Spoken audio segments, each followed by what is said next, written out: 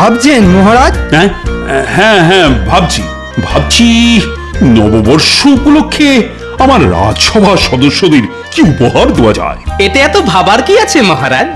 আপনি আমাদের 1 মাসের ছুটি দিয়ে দিন, ব্যাস তাহলেই হবে।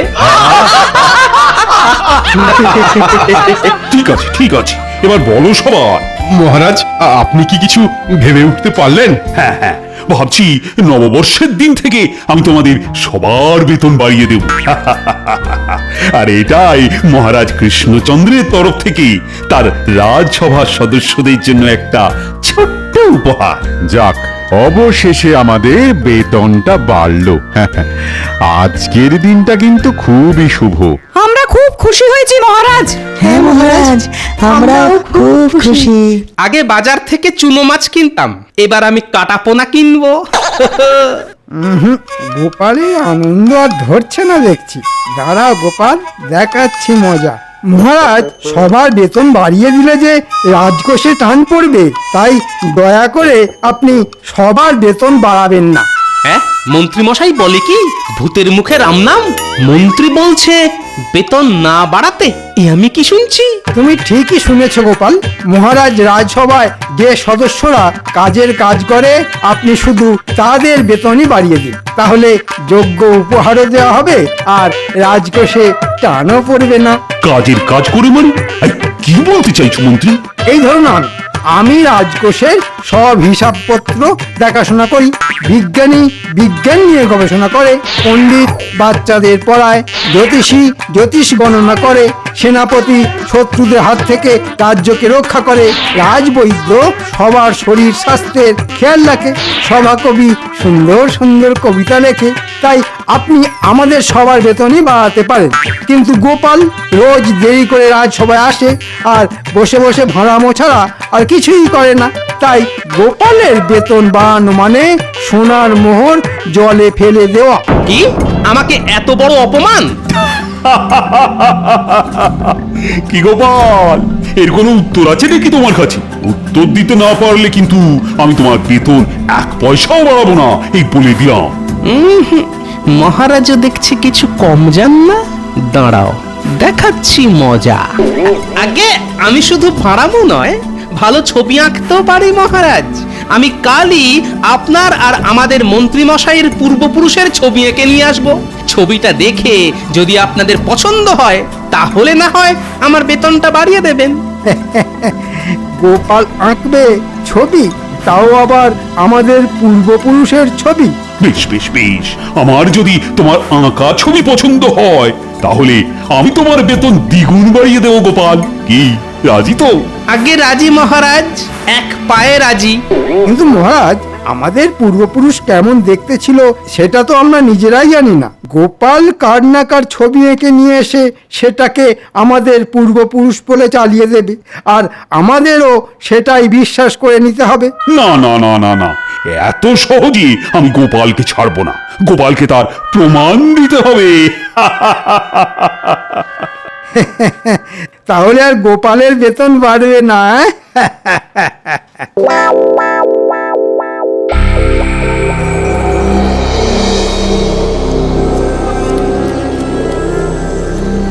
সেই কবে থেকে আপনি বলছেন রাজা কৃষ্ণচন্দ্রকে সরিয়ে কৃষ্ণনগর রাজ্যের রাজা করে আপনি আমাকে সিংহাসনে বসাবেন? সেই দিন তো আর এলোই না জাহাপানা। রাজা হবে বললেই তো আর রাজা হওয়া যায় না উজির। তাছাড়া আমি অনেক চেষ্টা করেছি কৃষ্ণচন্দ্রকে সিংহাসন থেকে সরানোর, আর গোপাল ঠিক সময় এসে আমার পরিকল্পনার উপরে জল ঢেলে দিয়ে গেছে। তাই তো আমি একটা দারুণ পরিকল্পনা করেছি জাহাপানা। তাতে সাপও মরবে আর লাঠিও ভাঙবে না। তুমি আমার কি পরিকল্পনা করলে উজির? গোপালকে সরানোর পরিকল্পনা জাহাপানা।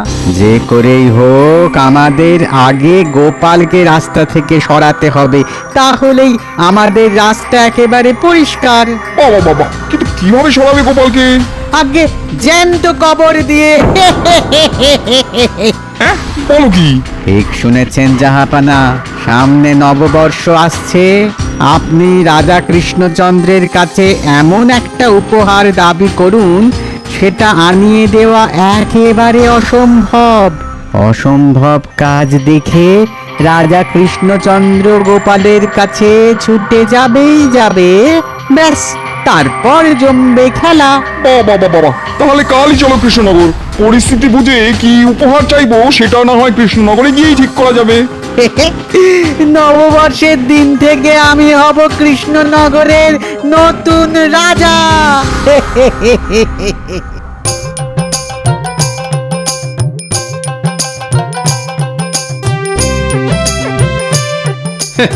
গোপাল ভাঁড়ের বেতন বাড়াবে না, বলে কিনা আমি শুধু রাজসভায় এসে ভাঁড়ামো করি। এবার এমন ছবি আঁকবো যে মহারাজ আর মন্ত্রী মশাই দুজনেই চমকে একেবারে চচ্চড়ি হয়ে যাবে।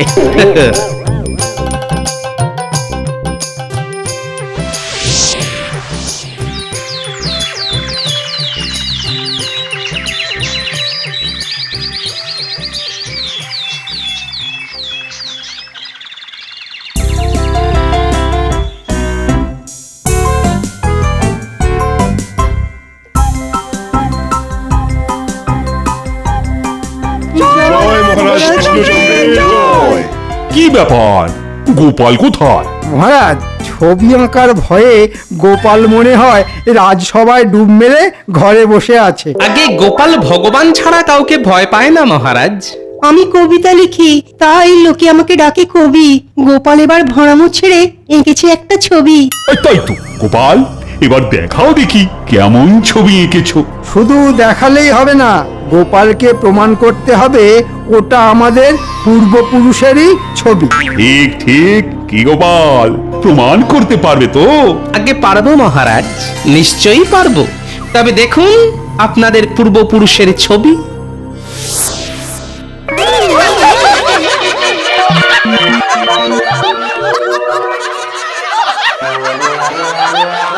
সবাই চুপ! তোমার এত বড় সাহস গোপাল, তুমি কি না আমাদের পূর্বপুরুষদের বাঁদর বললে? মহারাজ, এখনই আপনি গোপালের গর্দান নিন। আজ গোপাল শুধু আমাকে নয়, আপনাকে এবং আপনার পূর্বপুরুষদেরও অপমান করেছে। আগে আমি ভুল তো কিছু আঁকিনি মহারাজ। চাইলে আমি প্রমাণ করে দিতে পারি যে এনারাই আপনাদের পূর্বপুরুষ ছিল। তাই না? দোষ করে আবার মুখে মুখে কথা। বিজ্ঞানী, আপনি তো অনেক পুঁথিপত্র ঘাটেন, আপনি মহারাজকে বলুন না আমাদের পূর্বপুরুষ সত্যি সত্যি বাঁদর ছিল কিনা। হ্যাঁ মহারাজ, গোপাল ঠিকই বলছে। মানুষ অনেক বছর আগে বাঁদর ছিল। হ্যাঁ, এক প্রকার বাঁদর থেকেই মানব জাতির সৃষ্টি। সেই দিক থেকে বিচার করলে আপনার, আমার, মন্ত্রীমশাইয়ের সবার পূর্বপুরুষই বাঁদর ছিল। হ্যাঁ। হ্যাঁ, এটা তো আমি জানতাম না। এবার তাহলে জেনে নিন মহারাজ, আপনি বলেছিলেন ছবি পছন্দ হলে আপনি আমার বেতন দ্বিগুণ বাড়িয়ে দেবেন। হ্যাঁ, মানে মানে আচ্ছা আচ্ছা আচ্ছা আচ্ছা, তাই দেবো তাই দেবো। কি দেবে কৃষ্ণচন্দ্র? নবাব বাহাদুর, আপনি এ কি বাঁদরের ছবি কি আঁকলো? আগে আমি নবাব বাহাদুর, আর এটা বাঁদরের ছবি নয়, এটা হলো আমাদের মহারাজ আর মন্ত্রী মশাইয়ের পূর্বপুরুষের ছবি। হ্যাঁ? গোপাল বলো কি? হ্যাঁ, মানে বাঁদর থেকেই যখন মানুষের সৃষ্টি হয়েছে, তখন এটাই আমাদের পূর্বপুরুষের ছবি, আর এ নিয়ে আমাদের আর কোনো সন্দেহই নেই।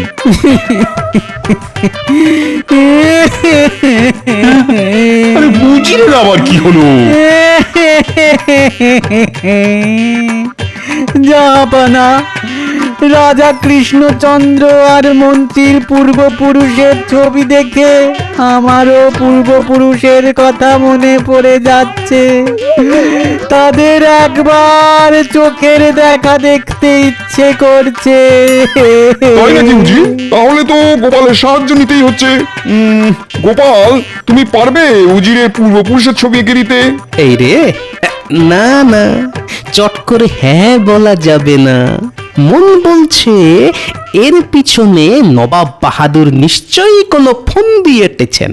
হ্যাঁ, গোপাল যখন আমাদের পূর্বপুরুষের ছবি আঁকতে পেরেছে, তখন উজিরের পূর্বপুরুষের ছবি আঁকতে পারবে না, তা কি হয়? বেশ, সামনে নববর্ষ আসছে, আমি নববর্ষের উপহার হিসেবে উজিরের পূর্বপুরুষের ছবি দেখতে চাই কৃষ্ণচন্দ্র। আমি আমি আমার পূর্বপুরুষের ছবি হিসেবে আমার প্রপিতামহের ছবি চাই নবাব বাহাদুর। আচ্ছা বেশ, তাই হবে। অ্যাঁ? তাকে কেমন দেখতে না জানলে ছবি আঁকবো কেমন করে? এইবার গোপাল ফাঁদে পড়েছে। মহারাজ যখন একবার নবাব বাহাদুরকে কথা দিয়ে দিয়েছেন, তখন ছবি তো তোমাকে আঁকতেই হবে গোপাল। হ্যাঁ, মানে প্রপিতামহের কথা তো আগে হয়নি নবাব বাহাদুর। তাতে কি, প্রপিতামহ তো পূর্বপুরুষ।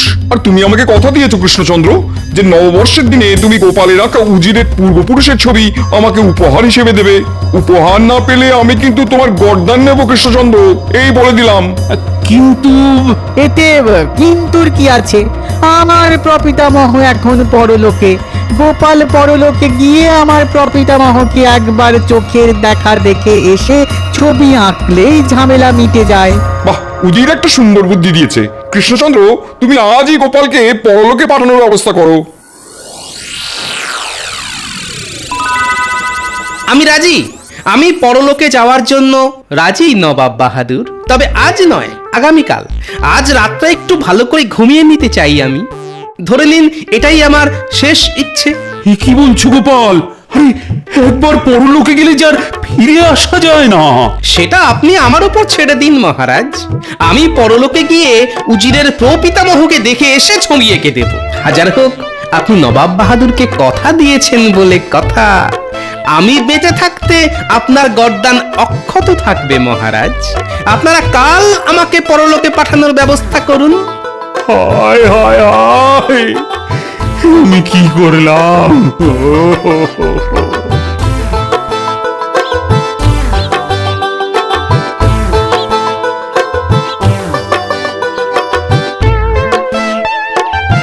হয়ে যাবে গোপাল দাদু, আমরা আজ রাতের মধ্যেই কাজটা শেষ করে ফেলবো। সাবাস। কাল সকালে তাহলে আমি তোদের ভোলা ময়রার দোকানের মাখা সন্দেশ খাওয়াবো। কি মজা, কি মজা। কিন্তু সাবধান, কাজটা করতে হবে সবার চোখের আড়ালে। আমি কেলে পচাকে তোদের সাথে কাজে হাত লাগাতে বলছি, কেউ যেন জানতে না পারে। যা যা এবার তোরা।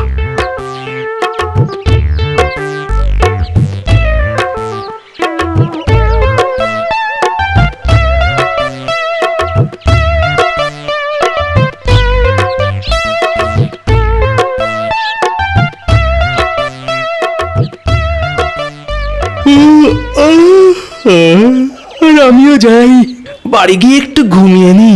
কাল তো সকাল সকাল উঠে আমাকে আবার রাজবাড়িতে যেতে হবে। আমাকে জ্যান্ত কবর দেওয়া হবে বলে কথা।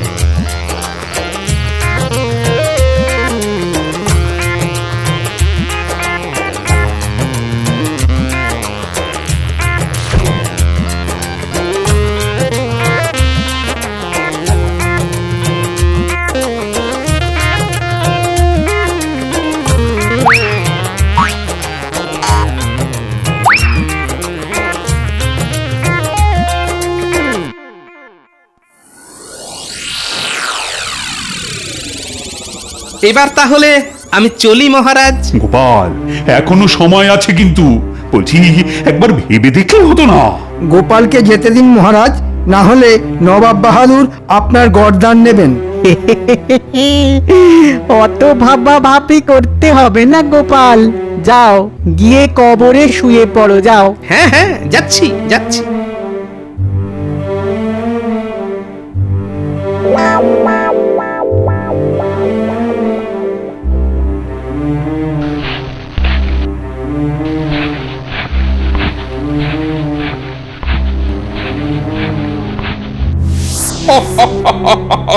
আমি আজ খুব খুশি, খুব খুশি।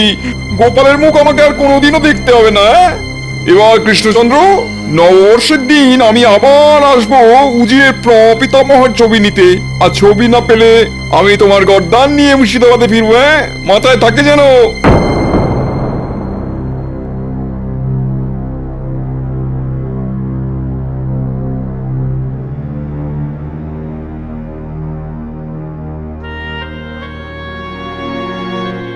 এবার কি করবেন মহারাজ?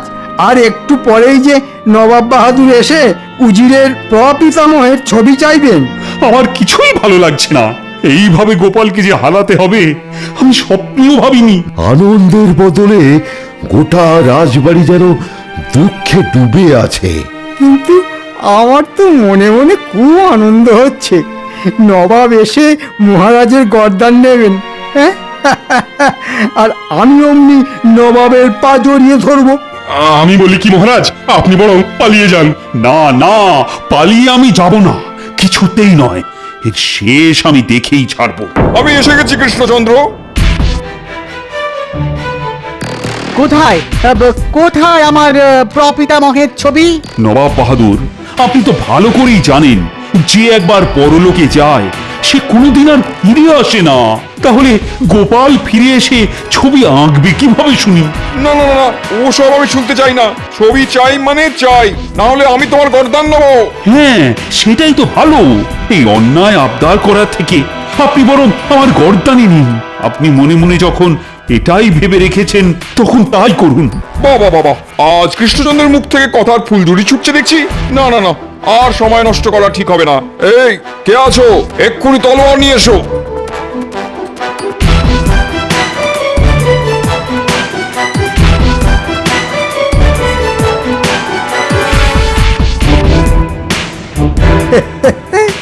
বেশ হয়েছে।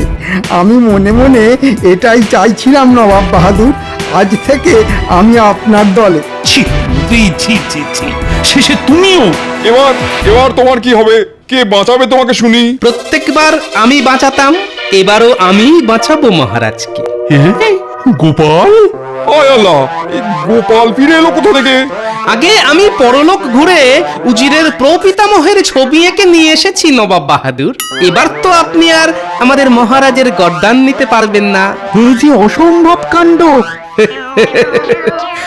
অসম্ভবকে সম্ভব করাই যে গোপালের কাজ। গোপাল নিশ্চয়ই মিথ্যে কথা বলছে। কই দেখি দেখি, তুমি কেমন ছবি এঁকেছো দেখি। এই দেখুন।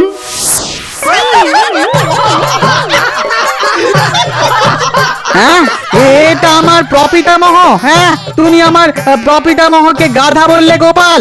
জাহাপানা, আপনি গোপালকে ছেড়ে দেবেন না। তোমার এত বড় সাহস গোপাল, আমি তোমার গর্দান নেবো। দাঁড়ান দাঁড়ান দাঁড়ান, এত উত্তেজিত হবেন না। আমি ঠিক ছবি এঁকেছি নবাব বাহাদুর। উজিরের প্রপিতামহকে ঠিক এরকমই দেখতে। বিশ্বাস না হলে আপনারা নিজে পরলোকে গিয়ে দেখে আসুন। হ্যাঁ, গোপাল বলে কি?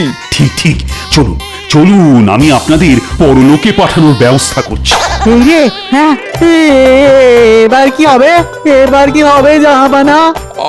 আমার মনে হয় গোপাল ঠিকই বলছে। উজিরও একটা গাধা, ওর প্রপিতামহ একজন গাধাই ছিলেন। না না না না, আমাদের আর পরলোক গিয়ে সত্যি মিথ্যে বিচার করার দরকার নেই। হ্যাঁ হ্যাঁ, ঠিক ঠিক জাহাপানা, গোপালের সঙ্গে আমরা পেরে উঠবো না। চলুন চলুন, এই বেলা কেটে পড়ি। আরে আরে আরে আরে, যাচ্ছেন কোথায়? ছবিটা তো নিয়ে যান। এই রে, কোথা থেকে কি হয়ে গেল কিছুই বুঝতে পারলাম না। গোপাল, তুমি বেঁচে আছো? উহ, আমার যে বিশ্বাসই হচ্ছে না। আছি মহারাজ, এবং এই কয়েকদিন বেশ ছিলাম। সারাদিন ঘুমিয়েছি আর খেয়েছি। পরলোক কেমন দেখলে গোপাল? সেখানে কি কি আছে? সেটা আমি জানবো কেমন করে? আমি তো ছিলাম এই রাজ্যেই, নিজের ঘরে। কিন্তু তুমি কবর থেকে বেঁচে ফিরলে কেমন করে বলো তো? বলছি বলছি, সব হয়েছে আমার নাতি নাতনিদের জন্য। আমার কথা মতন ওরা আমাকে কবর দেওয়ার আগের দিন চুপি চুপি এসে রাজবাড়ি থেকে বাইরে বেরোনোর একটা সুড়ঙ্গ খুঁড়ে রেখে গেছিল।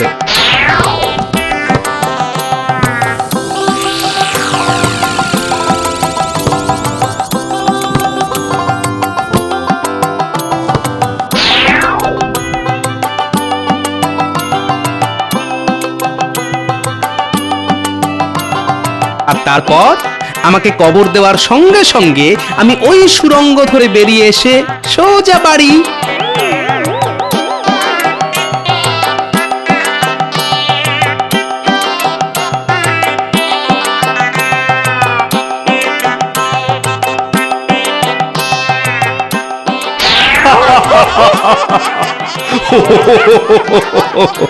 তার মানে এতদিন তুমি বাড়িতেই ছিলে।